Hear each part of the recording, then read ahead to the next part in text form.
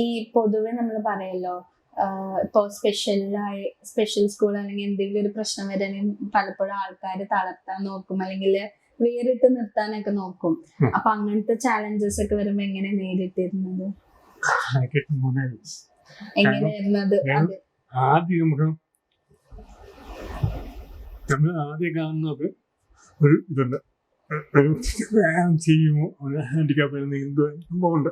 പക്ഷെ അത് നമ്മൾ മാറ്റി കൊടുക്കുക, നമ്മൾ പ്രവൃത്തിയോട് മാറ്റി കൊടുക്കുമ്പോൾ അവരംഗീകരിക്കും.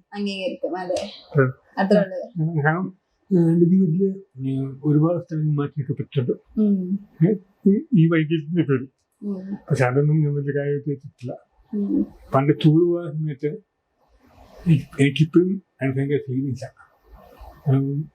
ടൂർ പോയപ്പോഴേക്കും ടൂർ പോയി എല്ലാം കൂടെ മറ്റേ വയനാട് മീൻമുട്ടി വെള്ളച്ചാട്ടം വെച്ചു വാട്ടർഫോൾ, അവിടെ എല്ലാം ഞാൻ പോയി. പക്ഷെ എന്നെ കൊണ്ടുപോയില്ല, കാരണം ഭയങ്കര പാടാനൊക്കെ പോകാൻ ഭയങ്കര ഇതായിരുന്നു. പക്ഷെ ഞാൻ ബസ്സിൽ നിന്ന് ഒറ്റയ്ക്ക് ബസ്സിൽ ഇരിക്കുകയായിരുന്നു, എല്ലാം. പക്ഷെ ഒരിക്കലും ഞാൻ അവിടെ പോകും, ഞാൻ പോകും. കാരണം നമ്മൾ മനസ്സിലാക്കുന്ന സുഹൃത്തുക്കൾ ഉണ്ടാവുക. എന്റെ ബലം എന്റെ സുഹൃത്തുക്കളും എന്റെ അമ്മയും.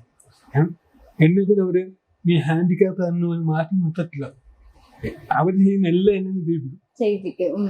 നമുക്കൊരു പൊച്ചല്ലേ, ഒരു മനുഷ്യൻ ചെയ്യുന്ന എല്ലാ കാര്യങ്ങളും കണ്ടന്റൊക്കെ കളിക്കും, നമ്മുടെ അതിനെ വട്ട് കളിക്കും, മറ്റൊന്നും പോയി പിന്നെ ഏറുപന്ത് കളിക്കും.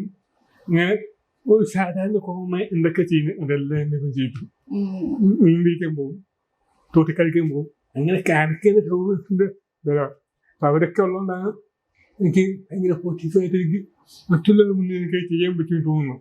ശരിയാണ്, നമുക്ക് ഏറ്റവും വലിയ ശക്തി എന്ന് പറഞ്ഞാൽ ഫാമിലിയും ഫ്രണ്ട്സ് ആണ്. കാരണം അവരെ മാറ്റിയായിരുന്നെങ്കിൽ ഒരു പക്ഷെ ഞാൻ ഇപ്പോഴും തളർന്നു അവിടെ ഇന്നേനെ.